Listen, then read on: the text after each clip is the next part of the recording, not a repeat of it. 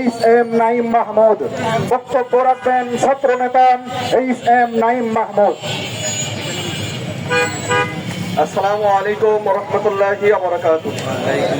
ইসলামী আন্দোলন বাংলাদেশ ঝিনাইদহ জেলা শাখা কর্তৃক আয়োজিত আজকের বিক্ষোভ পরবর্তী সংক্ষিপ্ত সমাবেশে উপস্থিত সকলকে ইসলামী ছাত্র আন্দোলন বাংলাদেশ ঝিনাইদহ জেলা শাখার পক্ষ থেকে শুভেচ্ছা অভিনন্দন। প্রিয় তৌহিদি জনতা, আপনারা জানেন বিআর পদ্ধতির নির্বাচনের দাবিতে আমরা রাজপথে নেমেছি। আমরা নেমেছি রাষ্ট্র প্রয়োজনীয় রাষ্ট্র সংস্কারের দাবিতে। আমরা আজকে আন্দোলন থেকে বলতে চাই, যখন জুলাই অভ্যুত্থানের ছাত্র জনতার পক্ষ থেকে আমরা রাজপথে নেমেছিলাম, আমরা শুধুমাত্র ফ্যাসিবাদের দমনের জন্য, ফ্যাসিবাদকে রাষ্ট্র থেকে সরানোর জন্য আন্দোলন করিনি। আমরা আন্দোলন করেছিলাম ফ্যাসিবাদী রাষ্ট্র কাঠামোর বিরুদ্ধে। অতএব যেহেতু রাষ্ট্র ফ্যাসিবাদ এদেশ থেকে পালাতে বাধ্য হয়েছে, যতক্ষণ পর্যন্ত এই ফ্যাসিবাদী রাষ্ট্র কাঠামোর সংস্কার না হবে, আবারও পুনরায় যারা ক্ষমতায় আসবে তারা ফ্যাসিবাদের তৈরি হওয়ার সম্ভাবনা রয়েছে।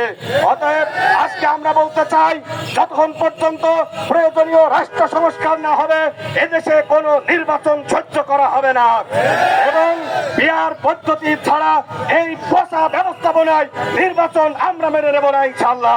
অতএব বিআর পদ্ধতির নির্বাচন বাস্তবায়ন করার জন্য এখন থেকে ধারাবাহিক কর্মসূচি রাজপথে থাকবে।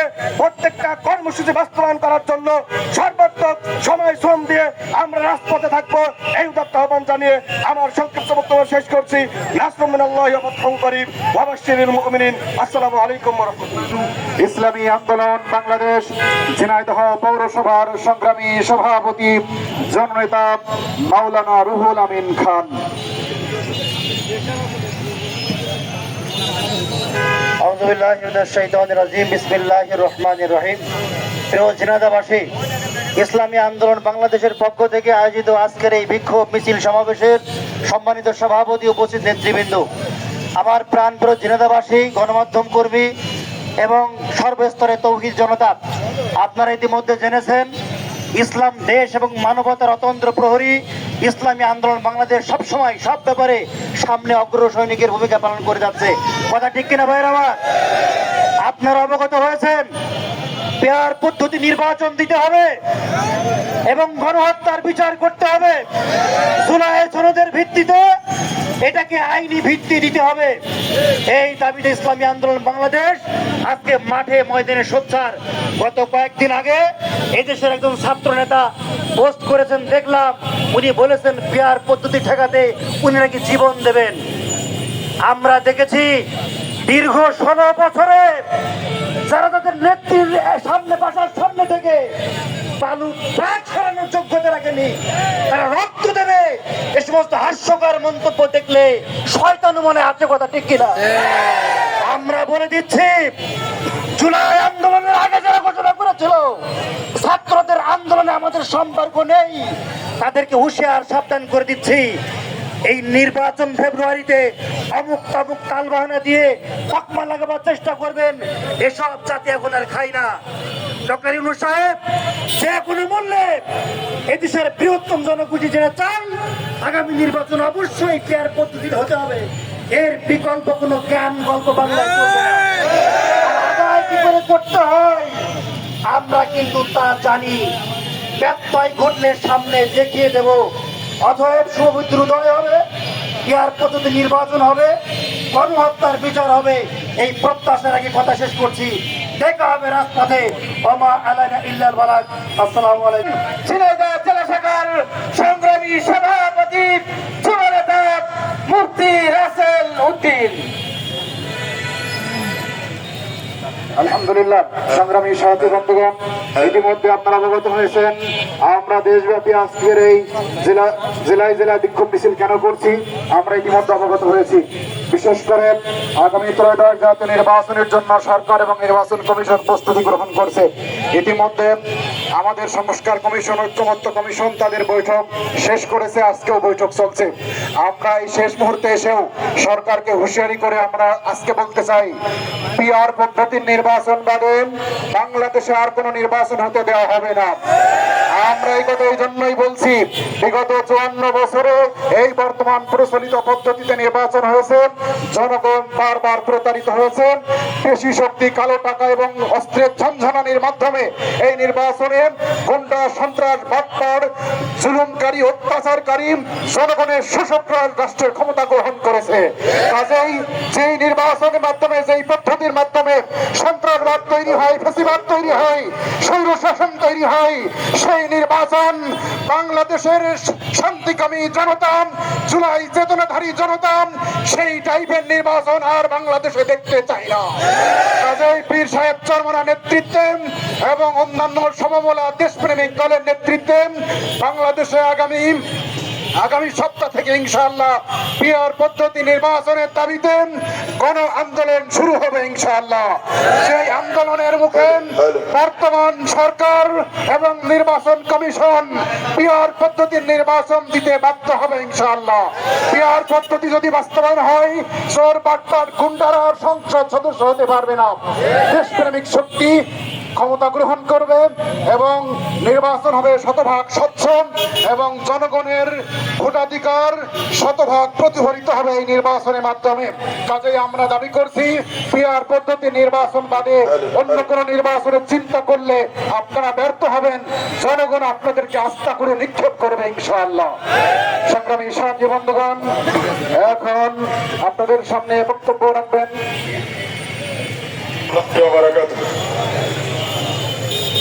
إن الحمد لله والصلاة والسلام على رسول الله وعلى آله وأصحابه أجمعين। এদেশের গণমানুষের প্রিয় সংগঠন ইসলামী আন্দোলন বাংলাদেশ ঝিনাইদহ জেলা শাখা কর্তৃক আয়োজিত কেন্দ্রীয় কর্মসূচির অংশ হিসেবে আজকের এই বিক্ষোভ মিছিল পরবর্তী সমাবেশের সম্মানিত সভাপতি, উপস্থিত জেলা নেতৃবৃন্দ, সমবেত তৌহিদি জনতা, সবাইকে আন্তরিক মোবারকবাদ জানাচ্ছি। কি কারণে আমরা এখানে আজকে উপস্থিত হয়েছে আমরা সকলেই জানি।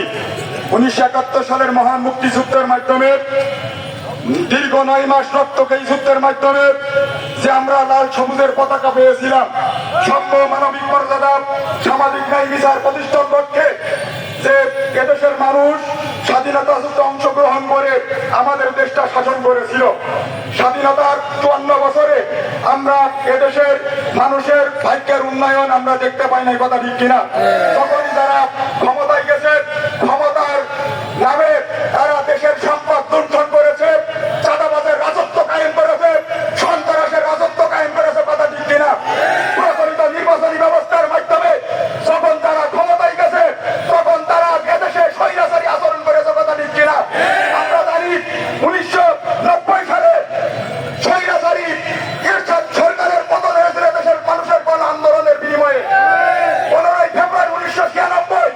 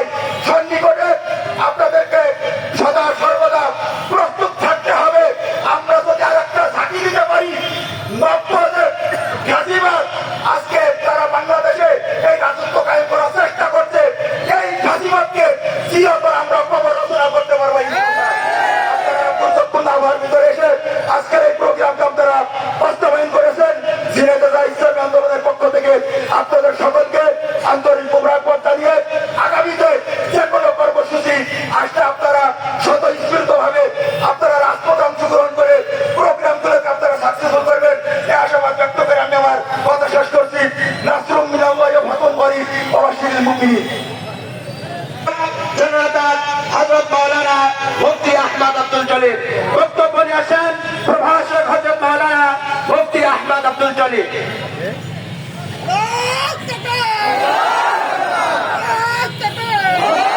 আসসালামু আলাইকুম ওয়া রাহমাতুল্লাহ।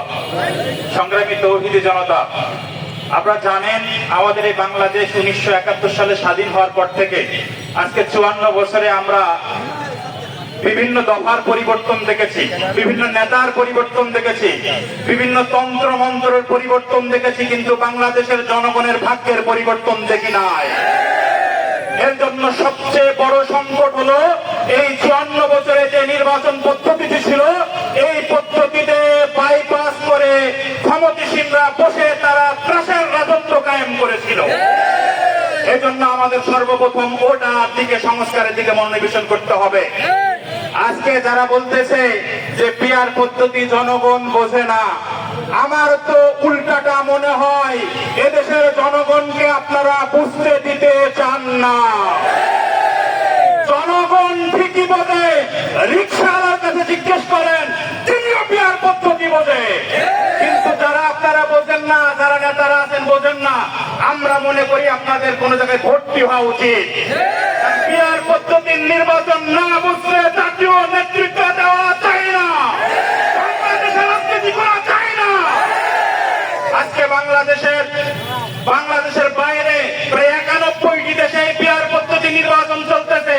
যারা দিনে রাত্রে কিছু হইলেই চলে যান ভিন্ন ভিন্ন দেশে, যেই দেশে চিকিৎসা করাইতে যান, সেই দেশের বেগম পাড়ায় যান, সেই দেশে শিক্ষা অর্জন করতে যান, ছেলে মেয়েদের লেখাপড়া করান, তারা পিআর পদ্ধতিতে নির্বাচন করে। আপনি বোঝেন না নাকি জনগণকে বুঝতে দিতে চান না? আমরা মনে করি আপনারা যদি না বোঝেন আমাদের সাথে বসেন, আমরা বুঝিয়ে দেবো ইনশাআল্লাহ। কারণ দেশের জনগণ পিআর পদ্ধতি জানে। প্রিয় ভাইরা, আমি ইউনূস সরকারকে বলতে চাই, আপনি যেই ভূমিকায় এসেছিলেন বাঘের ভূমিকায়, আমরা চাইবো আপনি আবার বাঘের ভূমিকায় আপনার বিদায় নেবেন, শিয়ালের ভূমিকায় বিদায় নেবেন না। কারণ বাঘের হুঙ্কার সহ্য করা যায়, শিয়ালের ব্যক্তি সহ্য করা যায় না। লন্ডনে গিয়ে যদি আপনি মুরিদ হয়ে আসেন, সেই মুরিদের দায় ভাগ নেওয়ার জন্য কিন্তু এদেশের জনগণ আপনাকে ক্ষমতায় বসায় নাই। আপনাকে ক্ষমতায় বসানো হয়েছিল এই 24-এর গণঅভ্যুত্থানে 2000-এর অধিক আমার ভাইয়েরা বোনেরা শিক্ষার্থীরা শহীদ হয়েছিল তাদের বিচার করার জন্য। এই স্বৈরা শাসক আওয়ামী লীগের বিচার করার জন্য। সেদিকে আপনার তাল বাহানা নেই, আপনি নাচ গান নিয়ে আছেন, আপনি প্রাইমারি স্কুলে নাচের শিক্ষক, গানের শিক্ষক দিয়ে ব্যস্ত আছেন। আপনি মন্ত্রীদের কোন গাড়িতে চলবে আগামী দিনে সেই গাড়ি কেনার ব্যস্ত আছেন। আপনি কি ড্রাইভার হয়েছেন নাকি মন্ত্রীদের বহন করার জন্য? আপনাকে তো আমরা দেশ পরিচালনা করার দায়িত্ব দিয়েছিলাম। প্রিয় ভাইরা, আজকে আমরা এই জুলাই সনদের আইনি ভিত্তি এখনো দেখতে পাই নাই। এই জুলাই সনদের আইনি ভিত্তি যদি তৈরি না হয়, আগামী দিনে এই যারা জুলাই আন্দোলনের সৈনিক ছিল, এক একটা ফাঁসির দড়ি নিয়ে ঘুরে বেড়াতে হবে। এই অনিশ্চয়তার মধ্যে আমরা থাকতে চাই না। এজন্য আমরা বহু দফা দেখেছি, বহু নেতা দেখেছি, বহু পরিবর্তন দেখেছি। আমরা এবার চাই ইনশাআল্লাহ পিআর পদ্ধতির মাধ্যমে বাংলাদেশে একটা জাতীয় সরকার গঠন হবে ইনশাআল্লাহ। আসসালামু আলাইকুম ওয়া রাহমাতুল্লাহি ওয়া বারাকাতুহু। সংসদ সদস্য পদত্ব প্রার্থী আমাদের জননেতা ডাক্তার এইচ.এ. মুমতাজুল করিম, আমাদের জননেতা ডাক্তার এইচ.এ. মুমতাজুল করিম। আমি মুহতারামকে বক্তব্য দেওয়ার জন্য বিনীত অনুরোধ জানাচ্ছি। কোনো ভূমিকা নাই, আপনারা আলোচনার মূল বস্তু শহরবাসীরা বুঝতে পারছে। আমাদের দাবি একটাই, কোনো তালমাতাল চলবে না, কোনো তালবাহানা চলবে না, কোনো ডানে বায়ে চলবে না, সামনে পিছনে চলবে না, সোজা আঙুলে ঘি উঠতে হবে, পিআর পদ্ধতিতে নির্বাচন দিতে হবে।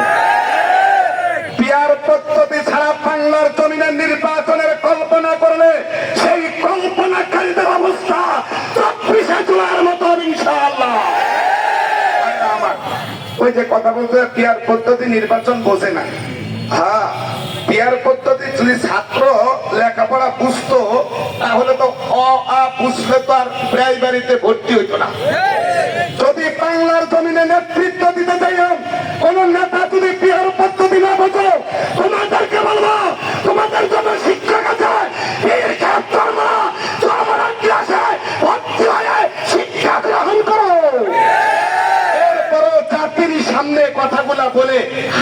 দরকার আর হইল না।